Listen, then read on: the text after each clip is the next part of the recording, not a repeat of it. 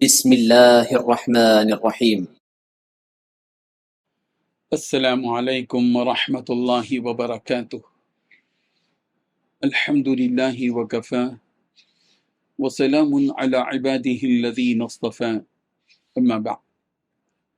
حاضرین و ناظرین، یہ درس نمبر 2270 ہے اور آج سورۃ المرسلات کی 10 آیتوں کی تلاوت اور تشریح کی جائے گی۔ آیت نمبر 25 تا 34، 25 to 34۔ اعوذ باللہ من الشیطان الرجیم، بسم اللہ الرحمن الرحیم۔ ألم نجعل الأرض كفاتا أحياء وأمواتا وجعلنا فيها رواسي شامخات وأسقيناكم ماء فراتا ويل يومئذ للمكذبين انطلقوا إلى ما كنتم به تكذبون انطلقوا إلى ظل ذي 3 شعب لا ظليل ولا يغني من اللهب إنها ترمي بشرر كالقصر كأنه جمالة صفر ويل يومئذ للمكذبين صدق اللہ العظیم۔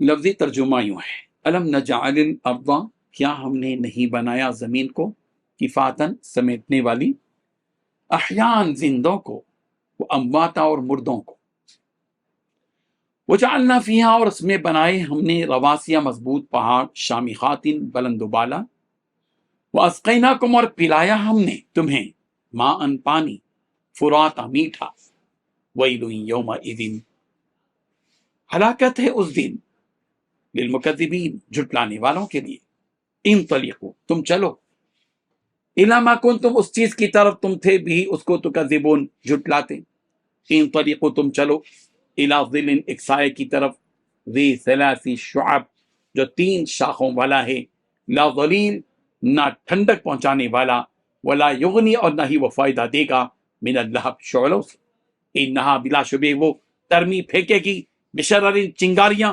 کالقصر جیسے محل، کأنہ گویا کہ وہ، جمالۃ اونٹ ہیں، صفر زرد، ویل یومئذ ہلاکت ہے اس دن، للمکذبین جھٹلانے والوں کے لیے۔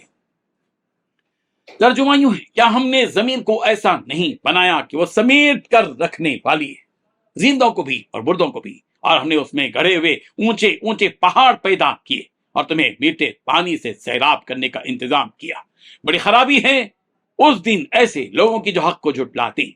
ان سے کہا جائے گا کہ چلو اب اس چیز کی طرف جسے تم جھٹلایا کرتے تھے، چلو اس سائبان کی طرف جو 3 شاخوں والا ہے، جس میں نہ تو ٹھنڈک ہے اور نہ ہی وہ آگ کی لپیٹ سے بچا سکتا ہے۔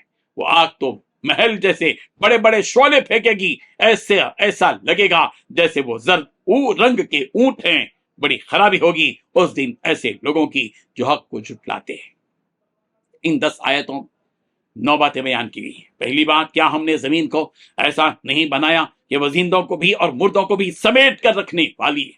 دوسری بات، ہم نے اس زمین میں گڑے ہوئے اونچے اونچے پہاڑ پیدا کیے۔ تیسری بات، تمہیں میٹھے پانی سے سیراب کرنے کا انتظام کیا۔ چوتھی بات، بڑی خرابی ہوگی اس دن ان لوگوں کی جو حق کو جھٹلاتے ہیں۔ پانچویں بات، ان سے کہا جائے گا کہ چلو اسی چیز کی طرف جسے تم جھٹلایا کرتے تھے۔ چھٹی بات، اس صاحبان کی طرف چلو جو 3 شاخوں والا ہے۔ ساتویں بات، وہ سایہ نہ تو ٹھنڈک والا ہے اور نہ ہی آگ کی لپیٹ سے بچا سکتا ہے۔ 8ویں بات، آگ تو محل جیسے بڑے بڑے شعلے پھینکے گی، ایسا لگے گا کہ جیسے وہ زرد رنگ کا اونٹ ہو۔ 9ویں بات، بڑی خرابی ہوگی اس دن ایسے لوگوں کی جو حق کو جھٹلاتے ہیں۔ بزرگان محترم، اللہ تعالیٰ اپنے بندوں پر جو انعامات کیے ہیں، رب ذوالجلال نے جو انعامات بندوں پر کیے ہیں بیان کیا جا رہا ہے کہ وہ کیا کہنے والے ہیں۔ اللہ تعالیٰ فرما رہے ہیں سوالی انداز میں کہ کیا ہم نے اس زمین کو زندوں اور مردوں کو سمیٹنے والی نہیں بنایا، یعنی اسی ایک زمین کو ہم دونوں مردوں اور زندوں کا مسکن بنایا کہ زندہ لوگ اس زمین کے اوپر اپنی زندگی بسر کر رہے ہیں اور مردہ لوگ اس زمین کے اندر مدفون ہیں۔ پھر ہم نے اس زمین پر پہاڑوں کو گاڑ دیا تاکہ یہ زمین تمہیں لے کر کہیں ڈاواں ڈول نہ ہو اور تم بآسانی اس پر رہ سکو اور چل پھر سکو۔ پھر اسی زمین سے ہم نے تمہارے لیے میٹھے پانی کے چشمے نکالے تاکہ تم اپنی پیاس بجھا سکو اور راحت پا سکو۔ اگر ہم اس پانی کو نہ نکالتے تو کوئی ہے جو اس پانی کو تمہارے لیے نکال سکے۔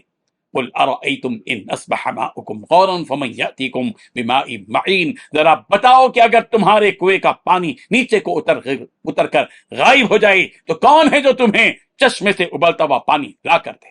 سورہ ملک آیت نمبر 30۔ یقیناً کوئی نہیں۔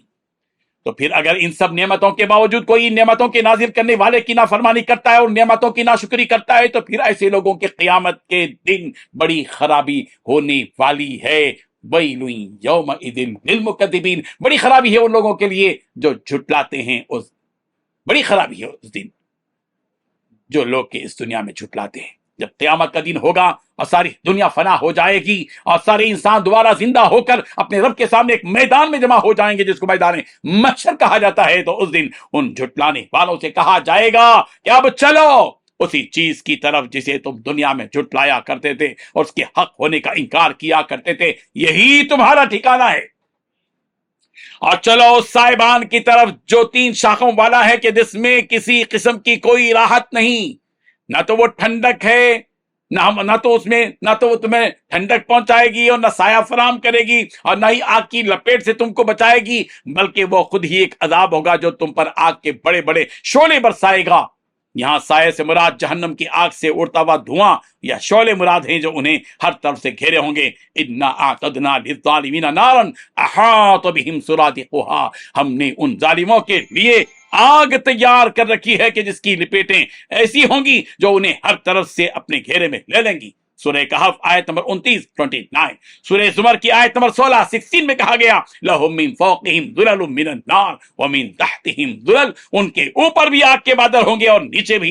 سورہ عنکبوت کی آیت نمبر 55 میں کہا گیا یوم یغشاہم العذاب من فوقہم ومن تحت ارجلہم، کہ اس دن انہیں عذاب ان کے اوپر سے بھی گھیر لے گا اور ان کے نیچے سے بھی، اور اس میں اس قدر گرمی ہوگی کہ گویا اس دھویں سے بھی آگ کے شعلے برس رہے ہوں۔ سایہ عموماً انسان کو راحت دینے کا کام کرتا ہے، لیکن یہ سایہ ان نافرمان کافروں کو عذاب دے گا جو کہ ان کی سزا ہے۔ اس سائے سے برسنے والے آگ کے انگاروں کی مثال دیتے ہوئے فرمایا گیا کہ وہ آگ کے شعلے اتنے بڑے ہوں گے کہ گویا بڑے بڑے محل ہیں، اور ان کی کثرت اور سرعت ایسی ہوگی جیسے کہ اونٹ، زرد اونٹ۔ ان شعلوں کو دیکھ کر ایسا ہی لگے گا کہ گویا یہ زرد رنگ کے اونٹ ہیں، بڑی تیزی کے ساتھ ہم پر حملہ کرنے آ رہے ہیں کہ جن سے بچ پانا ممکن نہیں۔ یقیناً یہ عذاب ہی بڑی ہلاکت والا ہے، اور اس دن جھٹلانے والوں کو اسی عذاب میں ڈالا جائے گا جو ان کے لیے بڑی خرابی کا باعث بنے گا۔ اللہ تعالیٰ اپنے فضل و کرم سے اس عذاب سے ہم سب کی حفاظت فرمائے، آمین۔ وآخر دعوانا ان الحمد للہ رب العالمین۔ ڈیلی درس قرآن کو سبسکرائب کیجئے، اپنے تاثرات اور مشورے ارسال کیجئے اور اپنے متعلقین کا گروپ بنا کر انہیں روزانہ درس قرآن بھیجئے اور اجر و ثواب پائیے۔ جزاکم اللہ خیر۔